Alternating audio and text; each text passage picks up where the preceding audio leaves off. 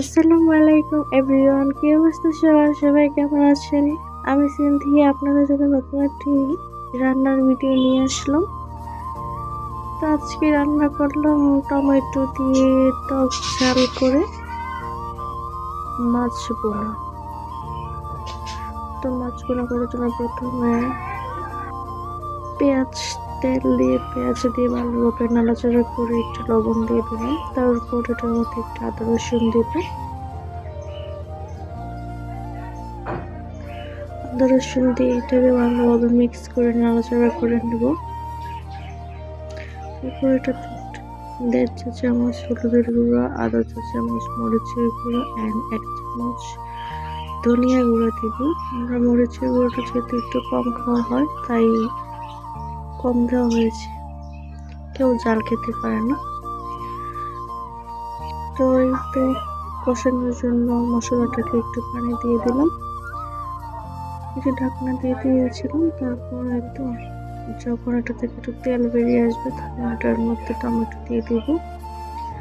ভালোভাবে এটাকে নাড়াচাড়া করছি যতক্ষণ না পর্যন্ত এটা থেকে তেল বেরিয়ে আসছে। আজকে বাইরে খুবই রোদ উঠেছে, বাইরে খুবই বাতাস এবং রোদ, জানালা দিয়ে বাতাস এসে গ্যাসটা নিভিয়ে দিয়েছে, ওটা ঢাকা দিয়ে রেখেছি।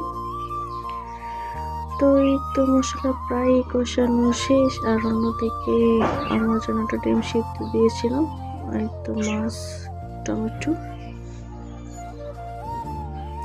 এখন এটার মধ্যে টমেটো কুচিগুলো দিয়ে দিব। টমেটো কুচিগুলো দেওয়ার পর এটাকে ভালোভাবে নাড়াচাড়া করে ঢাকনা দিয়ে ঢেকে দিব। যখন এটা একটু মজে আসবে তখন এটাকে চামচ দিয়ে ভালোভাবে নাড়াচাড়া করলেই মিশে যাবে মশলার সাথে। তো মাঝখানে বলে রাখি, আমার ভিডিওগুলো আপনারা কে কোন জায়গা থেকে দেখছেন অবশ্যই জানাবেন।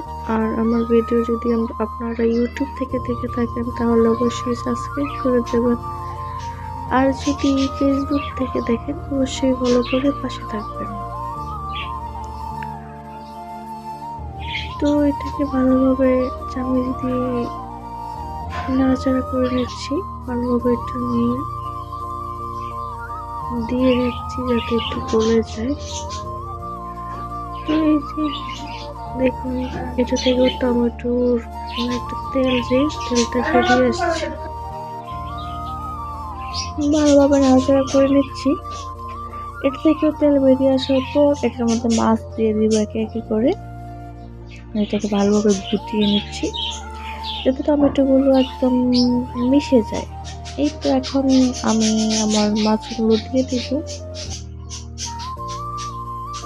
মাছগুলো দিয়ে আলতোভাবে একটু নেড়ে দিব, মশলাগুলো যাতে মাছের গায়ে একটু লেগে যায়। ভালোভাবে নাড়াচাড়া করার পর একটু কষিয়ে তারপর এটার মধ্যে পানি দিয়ে দিব।